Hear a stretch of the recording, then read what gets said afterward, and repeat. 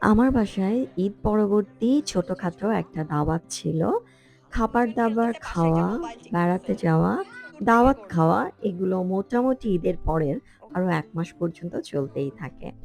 আজ দাওয়াত ছিল আমার হাসব্যান্ডের কলিগদের, তার ব্যাংকের কলিগদের। অনেকদিন আগে আমাদের বাসায় শেষ দাওয়াত হয়েছে প্রায় ২-৩ বছর আগে বা তারও আগে। এরপর আবার দাওয়াত দেওয়া হলো। আমি আগের দিন অনেকগুলো ফুল কিনে এনেছিলাম। এটা আসলে কিন্তু ২ দিনের ভ্লগ। আগের দিন এবং পরের দিন মিলিয়ে। মানে যেদিন দাওয়াত তার আগের দিন এবং দাওয়াতের দিন মিলিয়ে এই ভ্লগটা। আমি বেশ কিছু ফুল কিনে এনেছিলাম। ফুলগুলো সাজিয়ে রাখছি। কাঁচা ফুল ছাড়া আমার বাসায় দাওয়াত তো হবে না। এটা ঠিক অতিথিদের জন্য না, এটা আমার জন্যই। ফুল লাগবে, একটু সুন্দর করে গোছাতে হবে, কিছু ক্যান্ডেল জ্বলবে। তা না হলে কি করে দাওয়াত হয়? এগুলো হচ্ছে আমার মাথায় কাজ করে দাওয়াতের সময়। আমি ফুলগুলোকে সুন্দর করে প্লেস করছি এবং ফুল অনেকদিন তাজা থাকার বাসাতে তার উপায় হচ্ছে প্রতিদিন পানি পাল্টানো এবং গোড়াটা কেটে দেয়া। ফ্যানের নিচে যদি আপনি ফুল রাখেন তাহলে কিন্তু ফুল নষ্ট হয়ে যাবে খুব তাড়াতাড়ি। তাই এসির মধ্যে রাখতে হয় বা ফুলের এই ফুলদানিটাকে আপনি সরাসরি ফ্যানের নিচে রাখবেন না। ফুলগুলো সাজানো শেষ। আমার তো প্রতিদিন ভাল লাগে বাসায় ফুল সাজাতে। আমি বড়লোক হলে মনীষ মালহোত্রার মতো প্রতিদিন আমার বাসায় হাজার, হাজার টাকার ফুল কিনতাম। আ কিন্তু আজ নেহাতি গরিব বলে আমি সপ্তাহে ১ দিন বা ১৫ দিনে ১ দিন ফুল কিনি। সুন্দর করে সাজানোর পর নিজেরই ভালো লাগছে। আমি এই ফুলের ভিডিওই নানাভাবে করছি এবং আপনারা অনেকেই মনে করতে পারেন, এইটার ভিডিও করার এত কি হলো? এত যে কি হলো তা তো আসলে আমি বলে বোঝাতে পারব না। আমি আগে একটা ব্লগে বলেছিলাম জারবেরা কিন্তু ঘরে রাখলে বাতাস পিউরিফাইড হয়। সো এটা কিন্তু ন্যাচারাল পিউরিফায়ার হিসেবে কাজ করে। সেই কারণে জারবেরাটাকে আমি বেডরুমে রাখি। এরপর রোস্টটাকে রেডি করে রাখছি। এর মধ্যে একটু আদা, রসুন, লেবু এসব দিয়ে লবণ এগুলো দিয়ে মাখিয়ে হাফ ডান মানে ভেজে রেখে দিব। পরের দিন যেদিন গেস্ট আসবে সেদিন রান্না করব। গরুর মাংসটা আগের দিনই কষিয়ে ঠিকঠাক মতো রেখে দিব। গেস্ট আসার দিন সকালবেলায় এটাকে আবার রেডি করব। তা না হলে একে তো গ্যাস থাকে না। এই ইন্ডাকশন চুলা দিয়ে রান্না করে গেস্ট খাওয়ানো সম্ভব না। এটা পরের দিন। সো বুঝতেই পারছেন আলু-টালু যেহেতু দেয়া হয়েছে, রোস্টগুলো ভাজা হয়েছে, এগুলো এরকম করে ভেজে-টেজে সব রেডি করে রাখা হয়েছে। রোস্টটাকে রেডি করে ফেললাম এবং আমার জীবনে এটা ১ম বার রোস্ট রান্না করা। সবাই খেয়ে বলেছে রোস্টটা খুবই মজা হয়েছে। তার মানে আসলে রোস্ট রান্না ভালো করতে পেরেছি। খালা এদিকে থালাবাটি ধুচ্ছে, রান্না করছে, বেচারি প্রচুর বাসন ধুতে হয়েছে সেদিন। এবং এই যে রান্না করার পরে এই অবস্থা আমার সারা শরীর গরমে জ্বলছিল। আমি উফ, উফ, উফ, উফ করছিলাম। তো মনে হলো এই চেহারাটাও আপনাদের সাথে শেয়ার করি। সবসময় সুন্দর চেহারা দেখানোর কিছু নেই। নানা ধরনের এক্সপেরিয়েন্স এ চেহারা নানা রকম হতেই পারে এবং হয়ও। এরপর বোরহানি করলাম। বোরহানিটাও আমি খারাপ বানাই না, ভালোই বানাই। সো বোরহানিটা এইবার আমি 2nd টাইম বোরহানি করলাম। আগে আমাদের বাসায় ছোটবেলায় দাওয়াত হলে আমি দেখতাম আম্মা বোরহানি করছে বা রাজশাহীতে নানি বাড়িতে ঈদ করতে গেলে দেখতাম মেঝো মামা বোরহানিটা বানাচ্ছে। তো তখন তো দেখলাম অনেক মসলা অনেক কিছু করে এরেঞ্জ করে করতে হয়। আর এখন তো রেডি মসলা পাওয়াই যায়। এইটা হচ্ছে টিস্যু।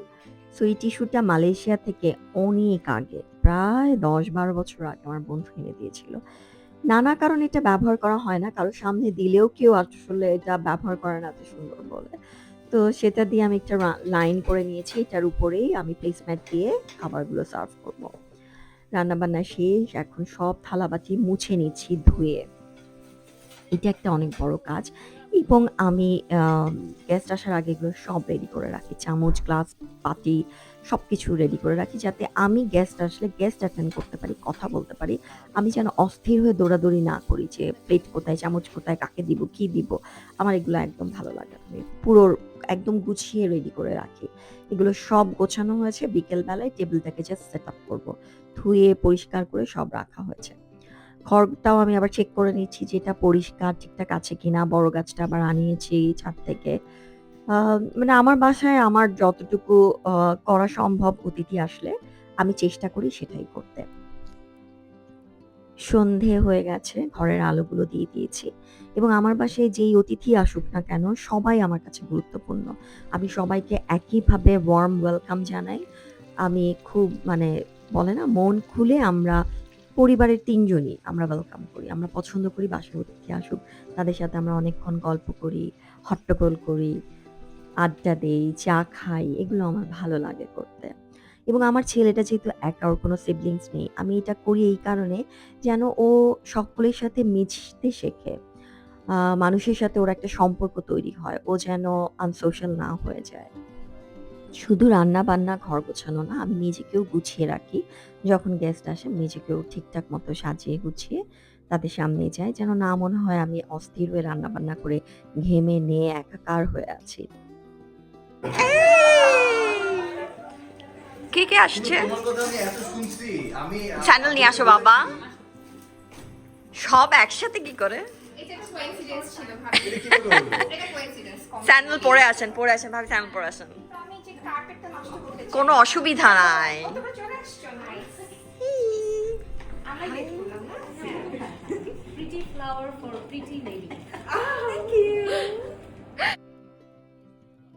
এরপর পুরো বাড়ি সবাইকে দেখানোর পালা। সবাই দেখছে, ঘুরে, ঘুরে মজা করছে। এরপর নজুকে আমার হাসব্যান্ড এই ফটো অ্যালবামটা দেখাচ্ছে এবং সে খুবই মজা পেয়েছে। সো এটাকে সে ছবি চেঞ্জ করতে চাচ্ছে। আমার হাসব্যান্ডের আবার সেদিন ইয়োগা করে, মেডিটেশন করে কোনো কাজ কিন্তু করে নাই ঘরে। কোমরে ব্যথা। সে আবার নজুকে তুলতে পারছে না। তো সঞ্জনা ভাবি আসলো, নজুকে তুললো। সঞ্জনা ভাবি হচ্ছে ফারুক ভাইয়ের ওয়াইফ, আমি মিথুনের কলিগের ওয়াইফ। ভাবির সাথে আমার একটা সুন্দর, সুন্দর একটা মিষ্টি সম্পর্ক আছে। ভাবি খুবই মজার মানুষ। এরপর শাবাবা, সামিয়া, তাসনুভা এরা সবাই মিলে ঘর ঘুরে দেখছে। প্রত্যেকটা মানুষ এখানে অনেক মিষ্টি, অনেক কিউট এবং এদের সবার সাথে আমার একটু বেশ অনেক দিনের চেনা জানা বলে একটা সুন্দর সম্পর্ক হয়েছে। শাবাবার সাথে আমরা জাপানের একটা ট্যুরে আমাদের দেখা হয়েছিল ট্রিপে। ওরাও গিয়েছিল, আমরাও গিয়েছিলাম। খুব সুন্দর একটা সম্পর্ক হয়েছিল। তাসনুভা আর সামিয়া মিথুনের কলিগ আর নাকিবের ওয়াইফ হচ্ছে শাবাবা। সো সবাই এখানে আছে, আড্ডা হচ্ছে, গল্প হচ্ছে। শাবাবা আবার পরে নিল টিয়ারা, সামিয়া ছবি তুলছে। অনেক ধরনের আড্ডা, গল্প, আনন্দ, মজা এগুলো হচ্ছে। প্রথমে সবাই আসার পরে চা খেলাম। নজু আমাদের সবাইকে এলসাকে দিয়ে ও বলছে যে আমাদেরকে মার দিচ্ছে, কিন্তু আমরা আসলে এটাকে নিলাম যে আদর হিসাবে। এরপর এই টিয়ারা আমরা সবাই মিলে পড়লাম। তাসনুভা টিয়ারা পড়লো, ওর একটা সুন্দর ছবি আমি তুলে দিলাম। এইরকম মজা হাসাহাসি হচ্ছে এবং খুব সুন্দর একটা আড্ডা হয়েছিল। বেশ অনেকটা রাত পর্যন্ত, মানে ওরা যদি আরো আগে আসতো খুব ভালো লাগতো। এরপর তাসনুভা বলল, ভাবি আপনি টিয়ারাটা পরেন, ছবি তুলে দিই। আমি মোটা-সোটা বয়স্ক বৃদ্ধ মানুষ, পড়লাম টিয়ারা। নজরুল টিয়ারা আমরা সবাই পড়লাম এবং নানা রকমের দুষ্টামি করলাম এই টিয়ারা পড়া নিয়ে। প্রত্যেকের মনে তো ছোট্ট করে আসলে নিজেকে প্রিন্সেস ভাবার একটা জায়গা আমাদের থাকে। আমরা নিজেকে নিজের মনে রাজকন্যা মনে করি। এরপর খাবার দেওয়ার পালা। নানা ধরনের আইটেম করা হয়েছে। ফিশ কাবাব, ভেজিটেবল চপ, বেগুন, salad, vegetable roast, prawn, pulao, beef এরকম অনেক কিছু করেছি। এরপর আসলো মিম, খালেদ। খালেদের ওয়াইফ হচ্ছে মিম। ওদের মাত্রই খুব সুন্দর একটা ছোট্ট বাচ্চা হয়েছে। ফারুক ভাই খেতে আসেন।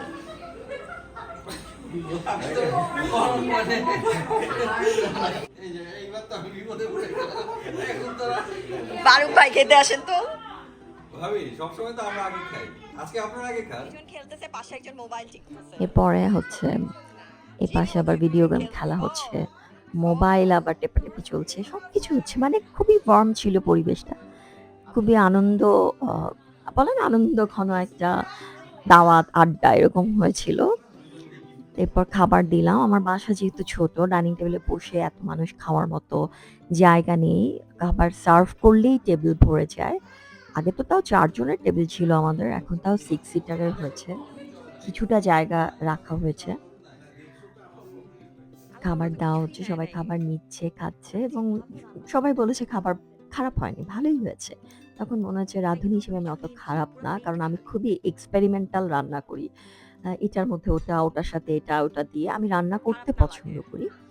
সো সেই কারণে আমি বিভিন্ন এক্সপেরিমেন্ট চালাই রান্নায়। খুব টিপিক্যাল ফলো করে আমি রান্না করি না আসলে। রুলস ফলো করে। তো এক সাইডে ছেলেরা বসেছে, এক সাইডে মেয়েরা বসেছে, খাচ্ছে, একটু গল্প হচ্ছে। এখানেও আবার নারী-পুরুষের ডিভাইডেশন হয়ে গেছে আমাদের। এরপর ডেজার্ট দেবার পালা এবং যারা এসেছে তারা প্রচুর মিষ্টি, দই, কেক অনেক কিছু এনেছে। সো আমি বানিয়েছিলাম ৩ টা ডেজার্ট, একটা পিঠা, একটা ফ্রুটস বাসায় আসছি কাস্টার্ডের মতো আর একটা হচ্ছে সাবুদানার পায়েস। ডেজার্ট সার্ভ করা হলো কিন্তু সবাই ছাদে চলে গেল। যেহেতু আজকে মানে মোটামুটি পূর্ণিমা বলা যায় এবং ছাদে সুন্দর বাতাস, সবাই ছাদ দেখতে গেল। ছাদেও কিছুক্ষণ ঘোরাঘুরি, গল্প করা। ছাদে আসলে আমাদের একটা বসার অ্যারেঞ্জমেন্ট করতে হবে। যাতে সবাই এসে বসতে পারে এবং সবাই মানে এই ফ্ল্যাটের সবাই যেন আসলে ছাদটাকে বসার জন্য ব্যবহার করতে পারে। কারণ বসার অ্যারেঞ্জমেন্টটা আমাদের ছাদে নেই। এটা আমার প্রতিবার দাওয়াতের পরেই মনে হয় যে একটু বসার জায়গা করা উচিত। এরপর আমার যে ছোট্ট স্টুডিওটা আছে, যেখানে ফ্ল্যাট ওনাররা সবাই আমাকে পারমিশন দিয়েছে এটা করার জন্য। মানে সবাই অনেক জেনারাস। তো আমি ওটা খুলে দিয়েছি, ওরা একটু দেখলো। ওকে একটা নাও নুজাইয়া, কোনো অসুবিধা একটা নাই নাও। নাও হয়েছে দেখো তুমি আমার নামে কিছু বলে আসছো। নজরু তার পছন্দ মতো কিছু শাড়ি নিল। আমি কিছু শাড়ি বানিয়েছিলাম বাচ্চাদের জন্য অনেক আগে। তো ওকে এগুলো দিলাম যেহেতু ভালোবাসাকে পড়তে পারে। ও মজাও পেল এবং সে খুব সুন্দর করে বলল, "আমি এটা নিবো না" এরকম একটা কিছু। সো এরপর আমরা ছাদে সবাই ছবি তুললাম। খালেদ আর মিম চলে যাবে। শুধু ছোট্ট বাচ্চা হ্যাপি বার্থডে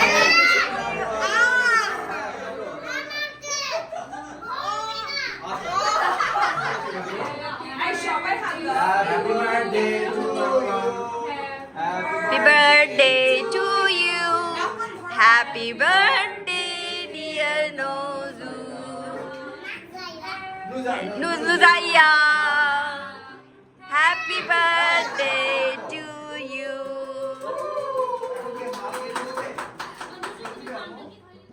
ডেজার্ট সবাই নিয়ে নিচ্ছে। সবাই আমরা এই সময়টা আসলে মন খুলে সবাই উপভোগ করেছে এবং তাই হওয়া উচিত। জীবনে তো অনেক ধরনের কষ্ট আমাদের করতে হয়। আমি দিব আরেকটা দিব বলো ঠিক করে কিন্তু আমার পক্ষে সম্ভব না বলো বলো বলো কি অনেক খাই বলো যাইতে খান মোগো বাড়ি বরিশাল মোর বাবা কইদা এর বাবে দা ফাদা মনেছে না মুই কেডা বরিশালা মেডা মাতারা দইরা কান্ডা দইরা মার মু একটা কেনু পাটিতে পইরা কান বাহানে মনু কান বাহানে মনু ওরে বাবা প্রতিটা মানুষই কিন্তু ইউনিক এবং প্রত্যেকটা মানুষের জীবনের গল্প অন্য রকমের। কারোর সফলতার গল্প, কারোর বিফলতার গল্প, কষ্টের গল্প, হতাশার গল্প, প্রাপ্তির গল্প অনেক কিছু থাকে। কিন্তু একটা সময় যখন সবাই একসাথে হয় বা গল্প করে একজন আরেকজনের সাথে নানা ধরনের অভিজ্ঞতা বা এক্সপেরিয়েন্সের শেয়ারিংটা হয়, ওটা একটা অন্যরকম ভালো লাগা। অন্যরকম একটা আদান-প্রদান এবং আমি প্রতিনিয়ত শিখি। যারা আসে, যাদের সাথে মিশছি, যাদের সাথে কাজ করছি, গল্প করছি, আড্ডা দিচ্ছি, আমি প্রতিনিয়ত অনেক কিছু শিখছি এবং এই শেখাটা আমার কাছে খুব একটা অন্যরকম লাগে যে আসলে একেকটা মানুষ অন্য রকমের। প্রত্যেকটা মানুষ সুন্দর। তার ভেতরের মানুষটা অন্যরকম হয় যদি সেই মানুষটাকে আসলে দেখতে পাওয়া যায়। আমরা অনেক ধরনের ছবি তুললাম, গল্প করলাম। ভীষণ সুন্দর একটা সময় কাটালাম। একেবারেই মনে হচ্ছিল না যে আমার হাসব্যান্ডের অফিসের কলিগ। কোথায় যেয়ে যেন মনে হচ্ছিল এরা সবাই আমার ভীষণ কাছের, ভীষণ আপন। এরা আমারই বন্ধু, এরা আমারই বন্ধু, এরা আমারই ফ্রেন্ড, এরা আমারই বান্ধবী। এরকম একটা অনুভূতি হচ্ছিল।